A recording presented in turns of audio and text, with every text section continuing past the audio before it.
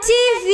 Yamakateerera kudai so ndiyo Holyten TV yacho patinokupai nhau ma-updates nezvinhu zvakasiyana siyana zvinenge zvichiitika munyika yekwedu. Nhasi ndiri kungomukira makuseni kusangana nenyaya zviri kuitika pari kunzi zvoni pane kuna kona chinoi naspiki panongomuka pakabvira mashops moto wanga uchibvira ipapo hatisi kuziva kuti zvanyatsofamba sei chii chachinyatsoitika, but mabuildings ari kuratidza kutsva. It's something that is happening in CBD ende zvinhu izvi maitikire azvaitika acho usiku uyu makatozvitarisa zvokuti mutauni manga musina kana anga arimo panguva iyoyo.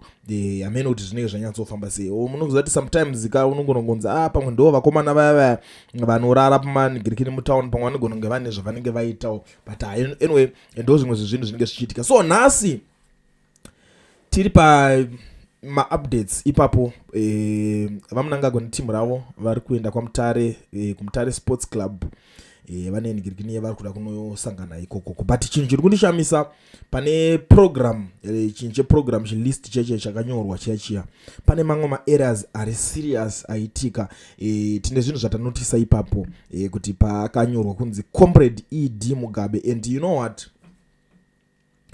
chinonyanyisa kuitika pane zvinhu izvi maprograms avo aya zviri kungobuda izvo pachena kuti vari kungorova inonzi copy and paste pane zvinhu zvaingoitwa naMugabe. Ivo vari kuzongochinja mazita chete, maprograms everything zviri kungoratidza kuti zvinhu zvakangoita almost the same, but vana veZimbabwe havasi kufara nazvo kuti aiwaka asi zvinhu izvi list iri ranyorwa kungoma huru here, zvaita zvokufamba sei ipapapa zvokuti munotanga kunyora zvinhu zvakadhomoka kudai. So zviri kuninginwa the highest office hazvifaniri kunge zvinhu zvichidaro izvo. Saka kana muchiita ma-errors akadai so what more ma-errors ezvimwe zvinhu kana ma-errors ematransaction emari panotyisa ipapo, because kune ma-offices asingatarisirwa kuita ma-errors like this. Pandiwa vanhu vanonyatsa kugara pasi vachiseta zvinhu izvozvo vachinyatsoverenga vachimake sure kuti zvinhu zvava perfect. But without wasting much of your time ndine imwe nyaya zvekare panapa iri kunetsa inova nyaya yemusi wa15 September iro rinova richavenge riri birthday raPresident Emmerson Mnangagwa, ende zviri kubuda pese pamanewspaper pamachinchi vari kutaura kuti zvoni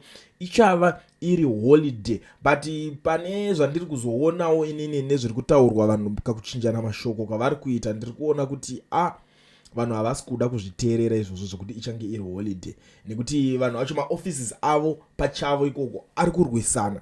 Panapa ndasangana nazvo zviri kutaurwa paHerald vari kuti the government has announced the edition of a new public holiday Munumtapa Day, which is set to be celebrated on 15 September. The announcement was made in terms of Section 2 of 1 of the Public Holiday and Prohibition of Business Act 1021 through General Notice 954 of 2024. President Mnangagwa, who will be turning 83, will preside over the Munumtapa Day festivities, which are expected to draw over 30,000 people, mostly youths from all corners of Zimbabwe. Ndo nyaya iri kutaurika. So tiri papa tina Niki Mangwana anambo waste out time, because last time akambosimbisa nyaya yematindi akabva abuya achipikiswa nana George Charamba. Now iye manje ndo paakubuda ari kuti for those who are inquiring, please note that Monday 15 September is not a public holiday. See you at work. Ndo mashoko ari kubuda ari kutaurwa naNiki Mangwana achipikisana nema-orders ema-bosses ake. Meno kuti pachaita sei haida ndizoti chii chiri kunyatsoitika ikoko kuma-offices kwawo, but zvimwe zvezvinhu zvokuti zvinenge zvichiitika, and isusu tikangoona zvinhu zvakadaro zvichiitika aiwaka hatidi kunyanyisa kutambisa nguva, tinobva tangomhanyirira ipapapa. Ndobva ndauya zvekare pane nyaya yaMukudzei Mordecai Chitsama, popularly known as Holyten. Ane nyaya iripo yake ari kuya nayo panapa, ari kukumbira mari kumaZimbabweans. Ndo pasvika zvinhu zvacho mushure mekunge ashaya everything atorerwa. Yari kuti I've lost everything. According to this GoFundMe ari kutaura panapa ari kuti we have lost everything except our lives. Every donation, no matter how small, makes a real difference for us right now. Ndaremerwa. Ndo zvaari kubuda akanyora panapa, ari kutaura kuti mukomana aremerwa. Saka ndobva aisa iro ziGoFundMe iro, and target yemari yake haisi mari yakanyanyisa kuwanda zvangu, because pandambotarisa ndichivhura that GoFundMe angachita zvekuma something like 100,000. But a lot of Zimbabweans are not supporting it because last time pandakatarisa achita video achita kuti ari kufesa challenges from the opposition. I don't know kuti opposition iri kumoitisa challenges papi because I don't know kuti opposition yari kutora nezvayo panapa opposition ipi handisi kuziva. I don't even know kuti opposition ipi because inini ndakatarisa zvinhu izvi vanhu vari kunetsana navo vana vaMnangagwa ana Shoni. That's it. Zvimwe zvevamwe vanhu vese ava akuda kungotaurawo zvake zvekungoda kunyebedzera kurasa nyaya, but vanhu vaane problem navo chaivo ndana Shoni, and ndo vari kunzi zvoni vakatora magifts avo. According to him akazvitaurira ega akati Shoni akamutorera zvinhu zvake rese zvakamupa ana Shoni ana Collins timu racho rakawanda sati tizonyatsoziva kuti wanonyatsotamba naye ndeupi kana kuti ari kunzi zvoni ndiye muridzi wemwana wari kugara naye wacho ndeupi. We don't even know, but isusu ndo manzwera takangozviita because mukomana pakangotanga kungobuda chitaura kuti mukadzi wakazodai wakadai ndazokudzosera kuna baba vako kumba kwa baba wako chinchi. Takazotanga kutongoonerera pakutongoitika mashiripiti mashura chaiwo. Saka zvinonetsa mhuri yeZimbabwe, but this is the situation right now, and tizive kuti imimi makaitarisawo nyaya iyoyi ichaperera kupi. But inini ndangoti kana zvichinge zvakadai so zvakanakawo zvinenge hatina yakanyanya stereki yatingaita se yatingaswera tichingoningirikenda pose ndo mamwe ema-updates aripo muzuva ranhasi. But imimi zvakanaka indai zvenyu kumabasa nyaya tikutsvagira dzimwe tichikupai tongwafangwafa dzimwe tichikuzivisai zviri kuitika mastreets. But before ndakupai something chekuti muteerere munzwewo zvimwe zvezvinhu zvekutaurwa nevanhu kana kuti pfungwa dzevamwe vanhu. Ndoda kuzivisa vanhu kuti kana uchingori muSouth Africa uchida kuregisterwa company obva wavhurirwa FNB business account usina work permit kana study permit zvanyore mazuva ano. Bata Owen we-education research inongodiwa chete i-valid passport yako yonayo iyoyo inoita. Saka taurai naOwen akuitire zvinhu izvozvo, ndi anotosota zvekuti imimi hamumboswere muchitambisirwa kana kuti kutambisa nguva yekumbofamba muchienda kwaari. Ayo anosota ari kwaari ikoko muri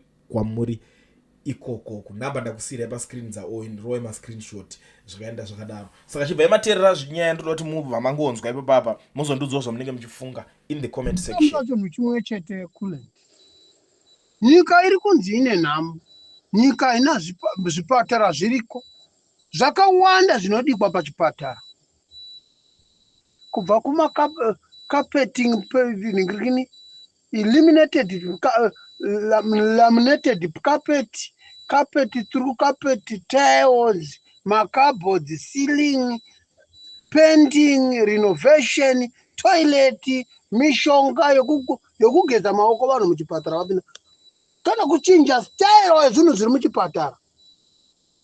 Zvakawanda zvinogona zvinodikwa kuitwa muchipatara, kwete mishonga chete yakashota mishonga. Uniform dzamanetsi chaiwo parudisian government vaipiwa uniform kubasa.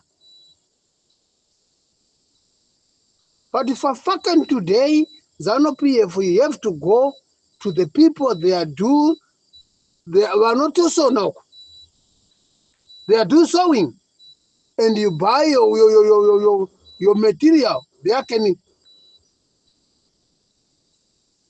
make it to do your personal uniform for the government.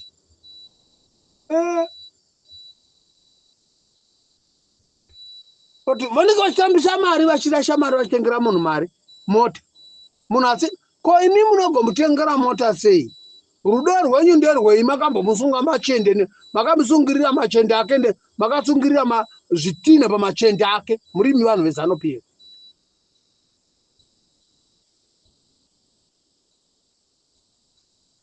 Makatsungirira zvitina pachinhu chake imimi veZANU-PF.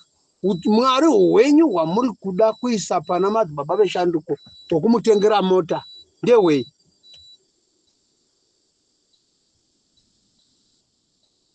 Haisi yanhasi kamota ndezvekare izvo zvisi, asi zvanhasi.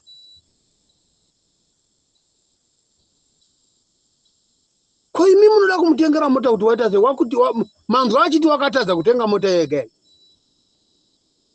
Ana kumboti anoda kufamba nemota,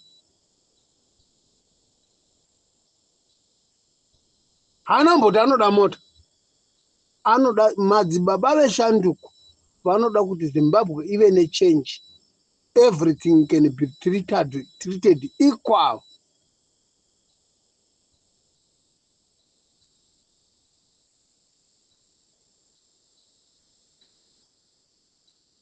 Unovatengera mota kuti vaite sei? Kana dai nyika yanga yakanaka mota dzari matomatisi, hakuna mota inonzi iri special. Mota dzamuri kuti dzima 2020 chakuti model idzi i2019 model, haisi 2019 model. Mukatarira 2017 model, mukatarira kumalights okusuroko, ndo anokuudzai kuti ndeyegore ripi. Vasingazivi mota ndo vanonzi ndeya 2025 i2017 model iyi. Mukatarira 2017 model, 2018, 2019, 2020 2021, mamodel adzo akatosiyana design yadzo. Vasingazivi mota atengerwa mota, unotengerwa mota unoda kuita une business nayo. Hapana, kungogara wapedza mataira mahara, yoda service mahara, mari yekuita kuservice, mari yemataya hauna, mari yepetrol hauna, mari yekutenga oil, andi freeze hauna.